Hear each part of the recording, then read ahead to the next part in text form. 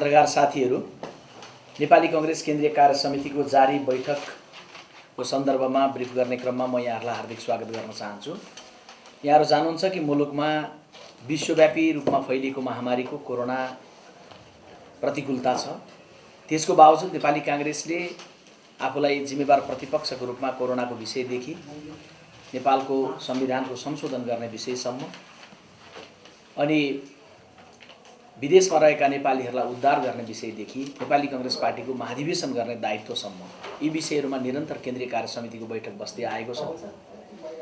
कोरोनाको प्रतिकूलतासँग जुझ्दै सामाजिक दूरी, भौतिक रूपमा गरिने दूरी, जसलाई सामाजिक दूरी भन्ने प्रचलन छ, त्यसलाई राखेर नेपाली कांग्रेसले वैशाखको 17 गते पहिलो केन्द्रीय समितिको बैठक बसेको थियो।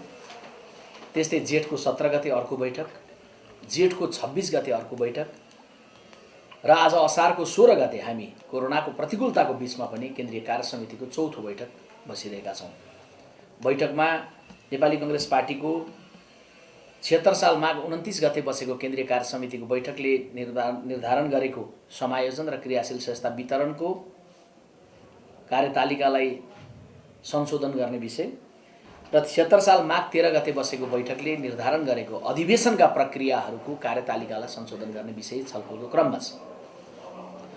बैठकमा नागरिकता विधेयकसँग सम्बन्धित विषयमा पनि संसदीय समितिबाट जे पारित भएको छ त्यस सम्बन्धमा पनि नेपाली कांग्रेस पार्टीको केन्द्रीय कार्य समितिको बैठक मार्फत धारणा निर्माण गर्नका लागि छलफल भइरहेको छ। केन्द्रीय कार्य समितिको बैठकमा नेपाली कांग्रेस पार्टीका महामन्त्री पूर्णबहादुर खड्काले यी प्रस्तावहरू प्रस्तुत गरिसकेपछि केन्द्रीय सदस्य दिलेन्द्र प्रसाद बडु, डाक्टर मिनेन्द्र रिजाल, सुजाता कोइराला, महेश आचार्य, पूर्व महामन्त्री एवं केन्द्रीय सदस्य कृष्ण प्रसाद सिटौलाले बोलिसक्नु भएको छ र अहिले पार्टीका केन्द्रीय सदस्य धनराज गुरुङले आफ्नो विचारहरू प्रस्तुत गरिरहनु भएको छ।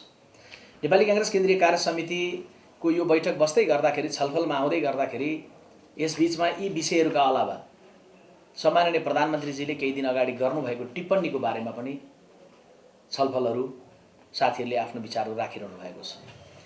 नेपाली कांग्रेस पार्टीको तर्फबाटै पार्टीको प्रवक्ताले कहिले विज्ञप्ति मार्फत, कहिले ट्विट मार्फत, कहिले खुला अभिव्यक्ति मार्फत हामीले धारणा राख्ने चलन छ, यहाँहरू जान्नुहुन्छ। र त्यस क्रममा प्रधानमन्त्रीजीको टिप्पणी उप पार्टीको टिप्पणी ट्विट मार्फत, प्रवक्ताको ट्विट मार्फत आएकै छ। आज थप तपाईहरु मार्फत म राख्न चाहन्छु कि सम्माननीय प्रधानमन्त्रीजीले प्रधानमन्त्री पदको जे गरिमा हो त्यो गरिमालाई सुरुवातका दिनदेखि नै उच्च गरिमालाई बुझ्नु भएन। सम्माननीय प्रधानमन्त्री भनेर सम्मानपूर्वक प्रतिपक्षले प्रतिकूल राजनीतिक परिस्थितिहरू सबै अनुकूलतामा बदलिसकेर मुलुक उहाँले सम्हालेको बेला मुलुकले समृद्धिको दिशामा गतिशील ढङ्गले जानुपर्छ भनेर जिम्मेवार ढङ्गले प्रतिपक्षको भूमिका निर्वाह गरी आएकै पनि हो। उहाँलाई सामान्य बहुमत मात्रै होइन, 2/3 बहुमत एउटा मधेस केन्द्रीय दललाई गाँसिसकेपछि त्यो पनि प्राप्त भएको हो। तर सबै अनुकूलताहरूलाई प्रतिकूलतामा क्रमशः उहाँले बदल्दै जानुभयो। त्यसका बावजुद पनि सबै मुद्दाहरूलाई, कोरोनाको प्रतिकूलता सुरु भएपछि सबै मुद्दाहरूलाई थाती राखेर हामीले सरकारमा सँगै नरहेर पनि सरकारलाई सङ्कटमा साथ दिएर सङ्कटमा सँगै लड्न सकिन्छ भन्ने धारणा नेपाली कांग्रेस पार्टीले राख्दै आयो। तर त्यसको बावजुद पनि त्यसबीचमा स्वास्थ्य सामग्री खरिदको सन्दर्भमा भ्रष्टाचारका कुरा, राजनीतिक दल विभाजन गर्न सहज हुने गरी राजनीतिक दल विभाजन गर्न मिल्ने खालको अध्यादेश, प्रतिपक्षी दलको नेतालाई सहभागिता बेगर निर्णय गर्न सकिने गरी संवैधानिक परिषद सम्बन्धी अध्यादेश, सांसद अपहरणमा उहाँकै पार्टीका सदस्यहरूको संलग्नता रहेको घटना, यावत घटनाहरू भइसकेपछि प्रधानमन्त्रीजीले मूल विषय मुलुकको जे हो त्यसबाट ध्यान डाइभर्ट गर्नुभयो र अन्ततः प्रधानमन्त्रीजी आलोचित बन्नतर्फ लाग्नुभयो। त्यसका बावजुद, यी सबै विषयका बावजुद पनि फेरि जब नक्साको प्रकरण आयो, नेपाली कांग्रेस पार्टीको केन्द्रीय कार्य समितिको जेठको 17 गते बसेको बैठकले हामीले संस्थागत रूपले नै निर्णय गर्यौँ र हामी यो नक्साको विषय न प्रधानमन्त्रीजीको विषय हो न प्रतिपक्षको विषय हो, यो सिङ्गो देशको विषय हो। त्यसैले हामीले नक्साको सन्दर्भमा सर्वसम्मतिले संस्थागत निर्णयका साथ हामी उभियौँ, जबकि त्यो बेलामा सत्तारूढ पार्टीले पनि कुनै संस्थागत निर्णय गरेको थिएन।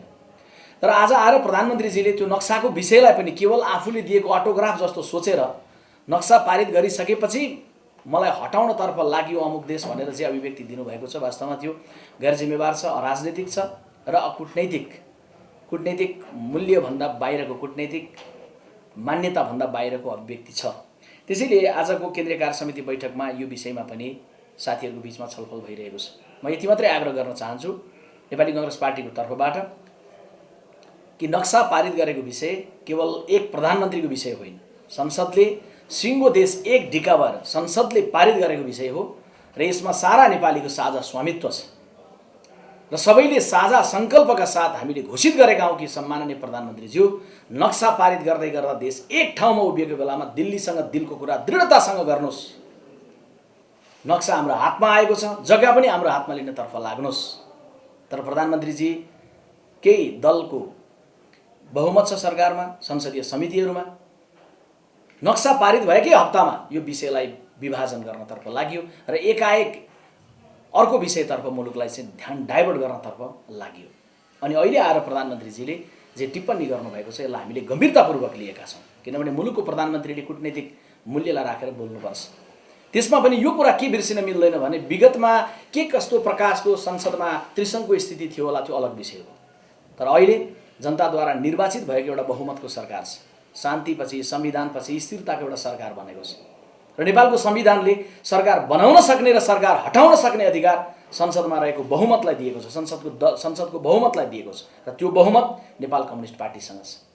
त्यसैले गर्दा प्रधानमन्त्रीजीले जे अभिव्यक्ति राख्नु भएको छ आफ्ना सहयोद्धाहरूतर्फ लक्षित होस् या अरूतिर लक्षित होस्, यो गैर राजनीतिक छ। नेपाली कांग्रेस पार्टी यो बारेमा प्रधानमन्त्रीजीको अभिव्यक्तिप्रति आपत्ति आज फेरि पनि प्रकट गर्न चाहन्छ। नेपाली कांग्रेस पार्टीको प्रवक्ताको नाताले सार्वजनिक रूपमा म अपिल र आग्रह गर्न चाहन्छु नेपाल कम्युनिस्ट पार्टीका साथीहरूलाई, स्थायी समितिको बैठकमादेखि लिएर गाउँसम्म रहनुभएका साथीहरूलाई, के कमरेड प्रचण्ड आज अध्यक्षका रूपमा नेपाल कम्युनिस्ट पार्टीको हुनुहुन्छ, उहाँको सरकार हिजो अघिल्लो पटक बन्दै गर्दा के चीनसँग गरिएको सम्झौताको परिणाममा केपी ओलीजीको सरकारलाई विस्थापन गरेर बनाइएको थियो। आज उहाँहरू सँगै हुनुहुन्छ, त्यसैले उहाँहरूले यो विषयलाई आफूभित्र गम्भीरतापूर्वक हेर्नुपर्छ। अनि यो प्रश्न पनि सँगै उठाउन जरुरी छ कि नेपाल कम्युनिस्ट पार्टीसँग रहेको बहुमतको संवैधानिक सार्वभौमिकता नेपाल कम्युनिस्ट पार्टीसँग छैन। छ भने सरकार बनाउन सक्ने ताकत र सरकार हटाउन सक्ने ताकत नेपाल कम्युनिस्ट पार्टीको संसदमा रहेको बहुमतसँग छ। तर त्योभन्दा बाहिर गएर प्रधानमन्त्रीजीले जे अभिव्यक्ति राख्नुभएको छ त्यसले उहाँले आफ्नै पार्टीका सहयोगदारलाई अपमानित गर्नुभएको छ, मात्रै होइन नेपालको संसदलाई पनि अपमानित गर्नुभएको छ भन्ने हाम्रो बुझाइ छ। आजको बैठकमा नेपाली कांग्रेस केन्द्रीय कार्य समितिको बैठक आज साँझसम्म चल्नेछ। सम्भवतः साथीहरूले धारणा राखिसकेपछि भोलि जाने भयो भने हामी सूचित गर्ने नै छौँ। नेपाली कांग्रेस पार्टीको महाधिवेशनका लागि 77 साल असार मसान्तभित्र अघिल्लो कार्यतालिकालाई फागुन 15 भित्रमा गर्ने कार्यतालिकालाई परिमार्जन गरेर असार मसान्तभित्रमा अन्तरिम संरचना समायोजन गर्ने विषयलाई हामीले छुट्याएका छौँ। त्यस्तै गरेर 2077 को यो साउन मसान्तभित्रमा चाहिँ केन्द्रीय कार्यालयले केन्द्रीय सभापतिबाट प्रमाणित क्रियाशील सदस्यताको नामावलीको अन्तिम सूची केन्द्रीय निर्वाचन समितिलाई बुझाउने भनेर हामीले तय गरेका छौँ र त्यो सूची बुझाइसके पछाडि नेपाली कांग्रेस पार्टीको गाउँ नगरको अधिवेशनको प्रक्रिया सुरु हुन्छ र गाउँ नगरको अधिवेशन 2076 माघ 13 गतेको केन्द्रीय कार्य समितिको बैठकले निर्णय गरे अनुसार 77 कार्तिक 16 गतेलाई निर्धारित गरेका थियौँ। 7000 देशभरिका वडाहरूको अधिवेशन एकै दिन नेपाली कांग्रेस पार्टीको गाउँ र नगरको वडाको अधिवेशन 2077 साल पुसको 6 गते, त्यस्तै गाउँ र नगरको 753 वटा अधिवेशन 2077 कार्तिक 18 लाई निर्धारित थियो। कोरोनाको प्रतिकूलताको कारण हामीले 2 महिना पछाडि सारेर 77 साल पुसको 8 गतेलाई पुर्याएका छौँ। त्यस्तै प्रदेश सभा 330 वटा प्रदेश सभाको क्षेत्रीय अधिवेशन एकै दिन हुन्छ, त्यसलाई कार्तिक 21 गतेबाट पुसको 11 गतेलाई पुर्याएका छौँ। त्यस्तै प्रतिनिधि सभाको क्षेत्रीय अधिवेशन 165 वटा र 165 वटा हुँदै गर्दाखेरि जुन जिल्लामा एउटा मात्रै निर्वाचन क्षेत्र छ त्यहाँको जिल्ला अधिवेशन कार्तिक 23 गतेबाट पुसको 13 गतेलाई पुर्याएका छौँ। त्यस्तै एक भन्दा बढी प्रतिनिधि सभा निर्वाचन क्षेत्र भएको जिल्लाहरूको जिल्ला अधिवेशन 77 साल कार्तिक 25 गतेबाट 77 साल पुसको 16 गतेलाई पुर्याएका छौँ। प्रदेशको अधिवेशन 7 वटा प्रदेशको अधिवेशन 2077 साल मङ्सिरको 29 गतेलाई निर्धारित थियो।